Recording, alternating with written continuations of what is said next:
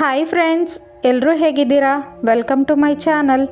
ಮನುಷ್ಯ ಮರಣ ಹೊಂದಿದಾಗ ಅವರ ಮೃತದೇಹವನ್ನು ಸರಿಯಾಗಿ ಸಂಸ್ಕರಿಸುವುದು ಅತ್ಯಂತ ಮುಖ್ಯ.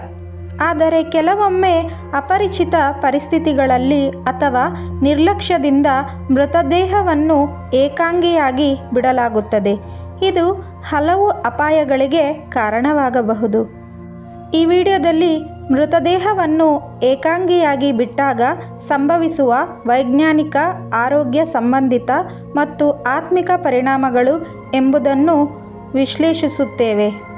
ಈ ಮಾಹಿತಿಯು ನಮ್ಮ ಸಮಾಜದಲ್ಲಿ ಜಾಗರೂಕತೆಯನ್ನುಂಟು ಮಾಡಿ ಶವ ಸಂಸ್ಕಾರದ ಮಹತ್ವವನ್ನು ತೋರಿಸುತ್ತದೆ.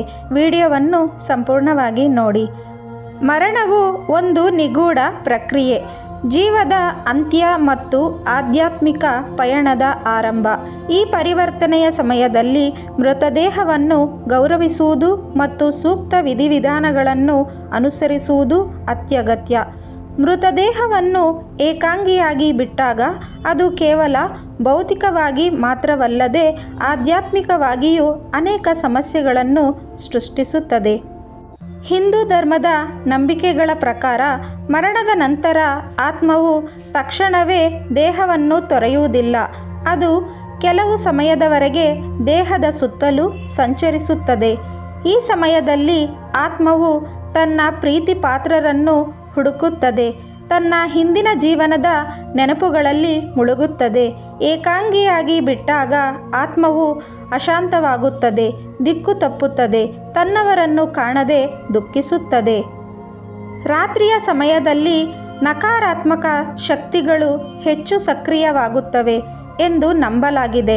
ಈ ಶಕ್ತಿಗಳು ಏಕಾಂಗಿಯಾಗಿರುವಾಗ ದೇಹವನ್ನು ಪ್ರವೇಶಿಸುವ ಪ್ರಯತ್ನ ಮಾಡುತ್ತವೆ, ಆತ್ಮಕ್ಕೆ ಹಾನಿ ಉಂಟು ಮಾಡುತ್ತವೆ. ರಕ್ಷಣೆಯಿಲ್ಲದ ದೇಹವು ದುಷ್ಟ ಶಕ್ತಿಗಳಿಗೆ ಗುರಿಯಾಗುವ ಸಾಧ್ಯತೆ ಹೆಚ್ಚಿರುತ್ತದೆ. ಮಂತ್ರಗಳು ಮತ್ತು ಸ್ತೋತ್ರಗಳ ಪಠಣವು ಈ ನಕಾರಾತ್ಮಕ ಶಕ್ತಿಗಳನ್ನು ದೂರವಿಡಲು ಸಹಾಯ ಮಾಡುತ್ತದೆ. ಭೌತಿಕವಾಗಿ ದೇಹವು ಕೊಳೆಯಲು ಪ್ರಾರಂಭಿಸುತ್ತದೆ. ಈ ನೈಸರ್ಗಿಕ ಪ್ರಕ್ರಿಯೆಯು ವೇಗವಾಗಿ ಮತ್ತು ಅಹಿತಕರವಾಗುತ್ತದೆ. ಕೀಟಗಳು ಮತ್ತು ಪ್ರಾಣಿಗಳು ಆಕರ್ಷಿತವಾಗುತ್ತವೆ, ಸಮಸ್ಯೆಗಳನ್ನು ಸೃಷ್ಟಿಸುತ್ತವೆ. ಕೊಳೆಯುವ ದೇಹವು ಕೆಟ್ಟ ವಾಸನೆಯನ್ನು ಹರಡುತ್ತದೆ, ಪರಿಸರವನ್ನು ಕಲುಷಿತಗೊಳಿಸುತ್ತದೆ, ನೆರೆಹೊರೆಯವರಿಗೆ ತೊಂದರೆ ಉಂಟು ಮಾಡುತ್ತದೆ. ದೇಹದ ಕೊಳೆಯುವಿಕೆಯಿಂದ ಬ್ಯಾಕ್ಟೀರಿಯಾಗಳು ಹರಡುತ್ತವೆ, ಸಾಂಕ್ರಾಮಿಕ ರೋಗಗಳ ಅಪಾಯವನ್ನು ಹೆಚ್ಚಿಸುತ್ತವೆ. ಸಾರ್ವಜನಿಕ ಆರೋಗ್ಯಕ್ಕೆ ಇದು ದೊಡ್ಡ ಸಮಸ್ಯೆಯಾಗಿ ಪರಿಣಮಿಸುತ್ತದೆ. ಪ್ರಾಣಿಗಳು ದೇಹವನ್ನು ಹಾನಿಗೊಳಿಸಬಹುದು, ಪರಿಸ್ಥಿತಿಯನ್ನು ಇನ್ನಷ್ಟು ಹದಗೆಡಿಸಬಹುದು. ಕೆಲವು ನಂಬಿಕೆಗಳ ಪ್ರಕಾರ ಏಕಾಂಗಿ ದೇಹವನ್ನು ತಾಂತ್ರಿಕ ಆಚರಣೆಗಳಿಗೆ ಬಳಸಿಕೊಳ್ಳಬಹುದು. ಇದು ಆತ್ಮಕ್ಕೆ ಹಾನಿ ಉಂಟು ಮಾಡುತ್ತದೆ. ಇಂತಹ ಅಪಾಯಗಳನ್ನು ತಪ್ಪಿಸಲು ದೇಹವನ್ನು ರಕ್ಷಿಸುವುದು ಅಗತ್ಯ. ದೇಹವನ್ನು ಏಕಾಂಗಿಯಾಗಿ ಬಿಡುವುದು ಮೃತನಿಗೆ ಅಗೌರವ ತೋರಿದಂತೆ. ಇದು ಕುಟುಂಬದವರಿಗೆ ಮಾನಸಿಕ ನೋವನ್ನುಂಟು ಮಾಡುತ್ತದೆ. ಸರಿಯಾದ ವಿಧಿವಿಧಾನಗಳನ್ನು ನಡೆಸದೇ ಹೋದರೆ ಆತ್ಮಕ್ಕೆ ಶಾಂತಿ ಸಿಗುವುದಿಲ್ಲ. ಅದು ಮುಕ್ತಿಯ ಮಾರ್ಗದಲ್ಲಿ ಸಾಗಲು ಕಷ್ಟವಾಗುತ್ತದೆ. ದೇಹದ ವಾಸನೆಯಿಂದ ನೆರೆಹೊರೆಯವರಿಗೆ ತೊಂದರೆಯಾಗುತ್ತದೆ. ಏಕಾಂಗಿ ದೇಹವನ್ನು ನೋಡುವುದು ಜನರಿಗೆ ಮಾನಸಿಕ ಒತ್ತಡವನ್ನುಂಟು ಮಾಡುತ್ತದೆ, ಭಯ ಮತ್ತು ಆತಂಕವನ್ನು ಸೃಷ್ಟಿಸುತ್ತದೆ.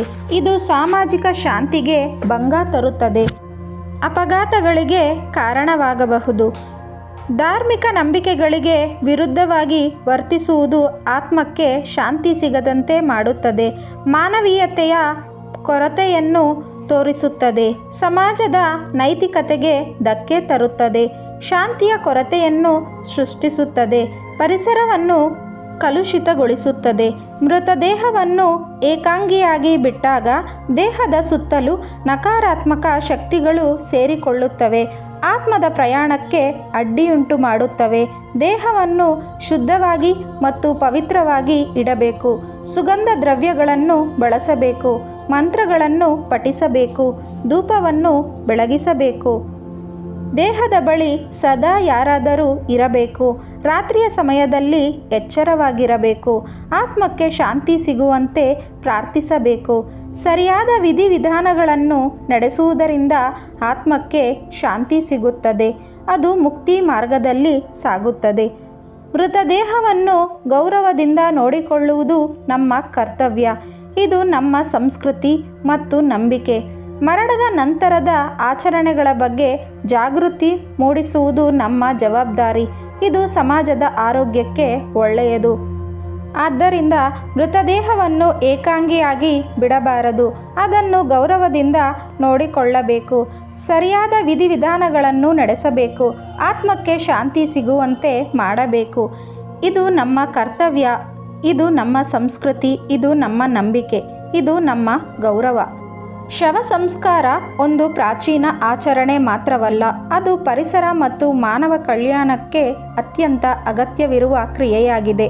ಆದ್ದರಿಂದ ನಾವು ಎಲ್ಲರೂ ಈ ವಿಷಯವನ್ನು ಗಂಭೀರವಾಗಿ ಪರಿಗಣಿಸಿ ಸರಿಯಾದ ಕ್ರಮಗಳನ್ನು ಅನುಸರಿಸಬೇಕು. ಈ ಮಾಹಿತಿ ನಿಮಗೆ ಇಷ್ಟವಾದಲ್ಲಿ ನಮ್ಮ ಚಾನಲ್ನ ಲೈಕ್ ಮಾಡಿ, ಶೇರ್ ಮಾಡಿ, ಸಬ್ಸ್ಕ್ರೈಬ್ ಮಾಡ್ಕೊಳ್ಳಿ. Thank you for watching.